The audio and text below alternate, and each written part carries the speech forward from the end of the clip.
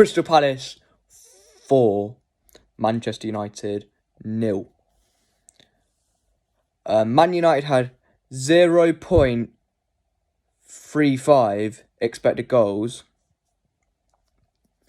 Crystal Palace had 18 shots to United 7. And it could have been worse as well. Will Hughes had a decent strike, got tipped wide. I think it was Edouard hit the post. Elise had quite a few chances to score more than 2 goals that he got on the night. But this Man United team are literally the worst Man United team that there's ever been, in my personal opinion. Certainly of the modern era anyway.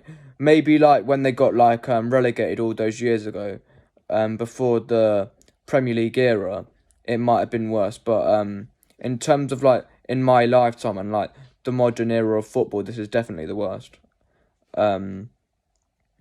Because at least under Ole Gunnar Solskjaer, they did turn up for some of the big games against some of the big teams, and they did actually try to attack against teams.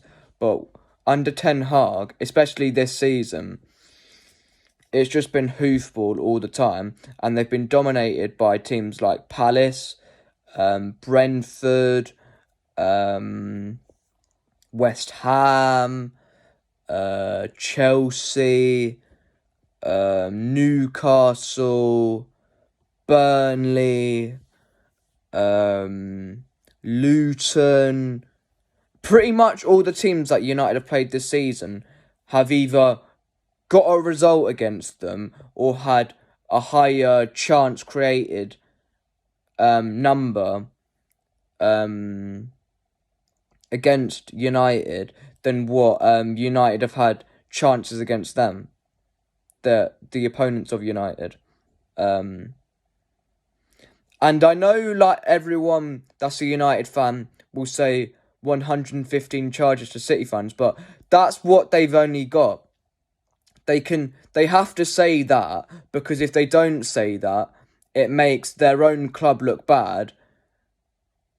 And, well, their club already looks bad, but saying 115 charges about City makes them feel better about their club just because of saying that.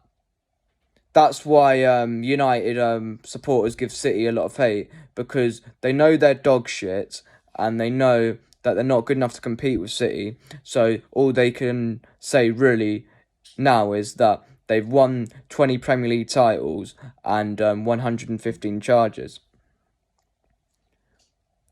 But even if they get a new manager in, they're still going to have the Glazers, so whoever the next manager is, because I'm assuming Ten Hag won't be there next season. If it was down to me, he would get a lifetime contract, though, because I love seeing United suffer. But even if the new manager comes in, he's going to have to deal with a lot of the egos that United have in the squad, and he's going to have to deal with the Glazers not spending a lot of money, or spending a lot of money on players that are not good enough. And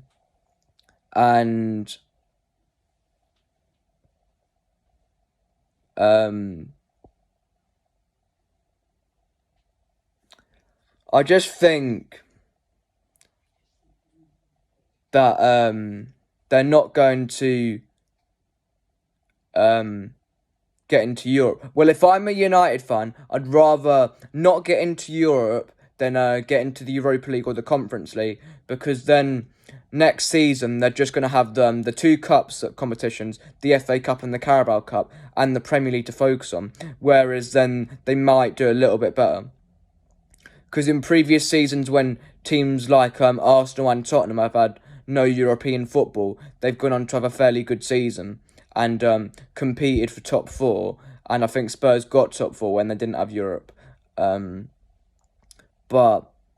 it all depends on who they get in as a new manager, because I think Tuchel is the best option, because he might not play good football just like Ten Hag, but at least he'll be much better than Ten Hag at getting the team over the line in big moments like the FA Cup and stuff like that, and the Carabao Cup and just cup competitions in general.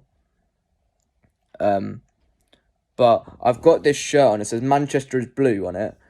And I've got a sticker in the wall, Pride of Manchester, because Manchester is blue and forever will be. And anyone that says otherwise is what should I say? I'll say what my uncle Nigel would say. He says blinkered, so I'm saying blinkered. But thank you for watching this video. Oh, by the way, Elise's a world-class player. Well, teetering to world-class, getting close to world-class, and he would become world-class under a world-class manager. And Eze would become world-class under a world-class manager as well. I am interested to see what Ten Hag says in his post-match interview, because I've got the post-match interviews on now, but because I'm doing this video, I can't have the commentary on, so I'm going to turn the commentary back on once I finish this video with the volume on, so I can actually listen to what he says.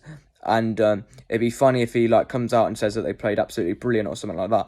But thanks for watching this video.